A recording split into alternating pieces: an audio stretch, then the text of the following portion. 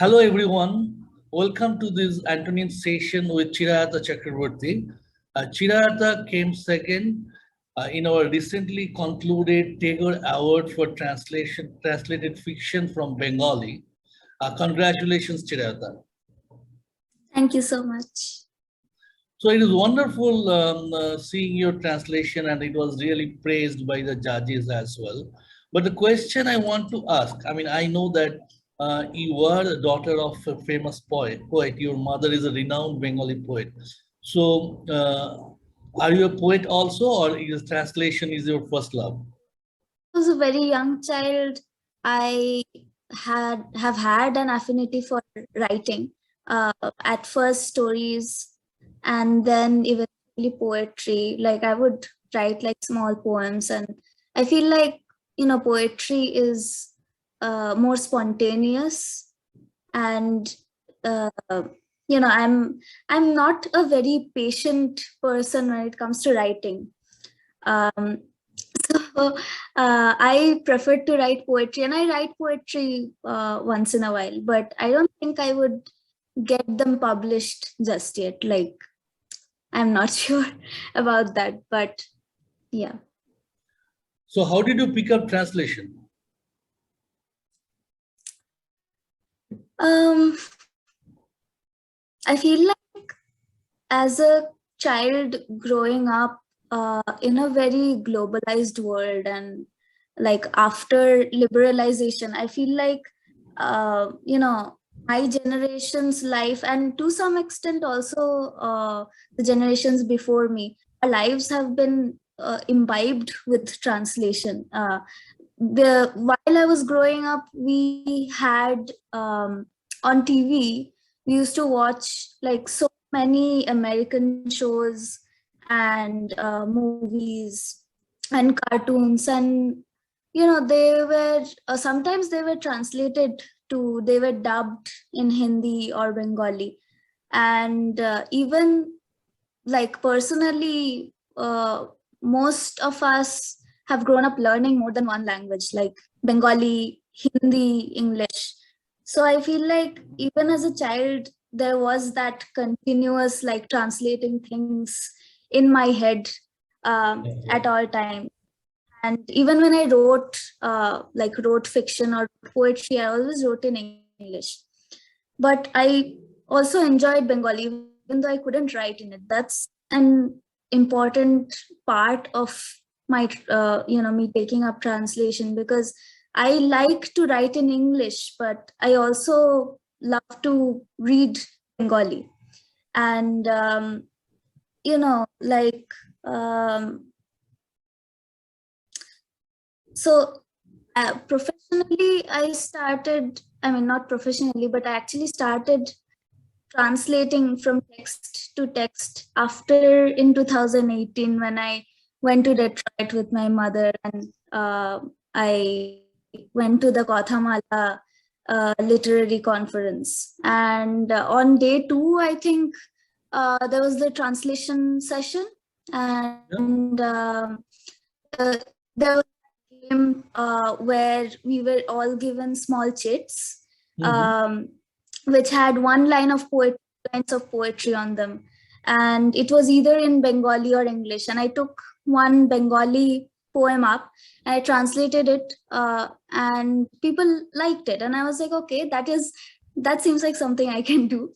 Um, and then after I came back, Vishnupriya Chaudhuri, who is currently at Antonym working as an editor, she contacted me, and she wanted to work on a project with me and another person, on a project where we were going to translate a number of poems and create an anthology. For whatever reason, that did not take fruit for some sort of publication licensing reasons. But that's when my translating started. And then I went on to translating fiction. I translated Leela Majumdar, and then to try it out. And it was quite fun, like it was very enjoyable. And then, I like translating Leela Majumdar Parshuram was so enjoyable to me that I realized how important, how genuinely I enjoy translating, and I don't know what it is about it. I mean, maybe it's the way you can, pick up words and turn them in your hands. Uh, like my parents tell me that when I was a toddler, they would put a basket of toys in front of me, and I would pick each one of them up, turn them in my hands, look at them, inspect them, and then put them away. And I feel like with translation, it's the same for me. Like I pick up, I get the opportunity to pick up each word and turn it around, look at it in different ways, and it brings something magical, like something curious in translation for me. I mean, what you described is really interesting, and it is a fact that if the same text is translated by multiple translators, the output is not the same. So that means that there is a creativity that is associated with how you transport, right? It is not only about knowing the other language; it is about how do you get the inner soul of the text into the other language, and this is wonderful. You really turn it around, and sometimes it can be magical as well. So that's wonderful. But my other question, Chirata, will be when you looked at the Tagore competition that we had from Antonym, how did you choose your story? What prompted you to choose the story that you did?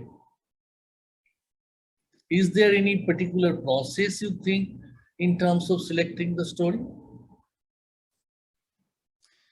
I think from the beginning, I knew I wanted to translate something written by my mother, um, because of how closely and intimately I know her. Like, there was no better decision than to work with her on this. So I approached her and I asked her if I can do one of her things, and she was really happy about it. And she, I was like, give me a story that you love, that is really close to you.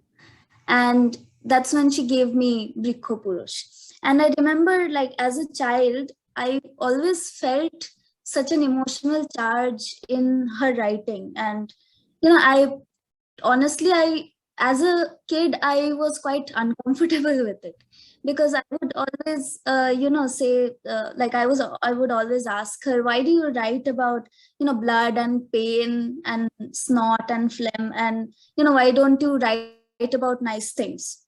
And despite that, it was like incredible to me how honest she was with me about herself. Like, she never hid herself from me, but I used to hide myself from her identity as a writer, and I used to hold on to her identity as a mother. And as I grew up and as I read more, as I learned more, as I understood more, I feel like I've become more attached to her identity as a writer and a human being than a mother. And I feel more comfortable with her writing now. So that's one reason I really wanted to translate one of her stories. And another reason is that the setting of the story is actually when my mother was posted in Guwahati. Um, the second house we lived in was exactly the house that's in the story. So I could picture every little detail that was in the story. And that is something, like, something very important. Like, that phase in my life was a very important, very important to me. And the tree itself, like the Shegun tree that's been described in the story, that tree, I remember that tree, and I remember the felling of the tree. I remember thinking, like, I remember being sad about it, that such a big magnificent tree, why would they cut it down? It was such a, like, a monument in our, within our walls, within our fences, you know and like, so it was very real to me translating the story, and it was the emotional charge in it what was also, like, quite difficult because of how closely I was looking at the way my mother writes. And that heaviness, I feel like that heaviness of emotion, that is important to me when I'm translating, because I feel like it's vital that I feel what's happening in the story, so that I get to transport that feeling from one language to another when the two languages are syntactically and aesthetically so different. And so I think that's why I think that emotional charge is important to me when I'm choosing my stories. So it seems the decision was the right one, because the story actually is meaningful to people who don't know Bengali, because the judges definitely don't know Bengali at all, and that it did make a very good impression on them. So, because what happens sometimes, the stories that goes maybe very good even in our language, we may not be able to transcend that boundary, and yeah, it fails on the shoulders of the translator to cross that boundary, and you have done that wonderfully. So that's really great, Chirata. So before you end, I just want to ask one more question. As I know, I mean, you definitely contribute to the magazine as well to translation from time to time. So what would be your advice to the magazine or feedback that you like to give? I'm not sure I have any advice, but I want to say that the magazine is doing a really good job at what it's trying to do. Because recently I was, going through the poems. I usually read poems because, again, that, my attachment to poetry. Also, something I forgot to say was that in choosing my story, what I was talking about, it kind of sounds like poetic prose. I guess that's my thing. Anyway, so I was going through the poems. So I read some of the poems written by Sangram Jina, translated from Oriya, I think, Yeah. and Sudhir Raj. And in the first one, I felt like, I Oriya is such a close language to Bengali, but I don't think I would have ever had the opportunity to read Oriya poetry, because I don't know, because of my unfamiliarity with the language and everything. Um, but because of the translation and everything, I felt like I got to look at a part of India, a part of humanity that I am familiar with, but also not familiar with. And the poetry by Sudhir Raj is also an extremely important part of Indian poetic history, because Dalit writing is extremely important right now, has always been, and is important right now. And I feel like the representation of minority groups in our country is very extremely vital. And I applaud the antonym for holding up or giving a platform to these people in translation or without, you know. Thanks, Chirata. I mean, hearing from a young literary mind about what we are doing right is also really inspirational for us. We want to continue with our translation journey, and I'm sure with your love for translation, you will be part of the journey as well. So thanks, Chirata. Thanks for your time and happy translating. Thank you for having me.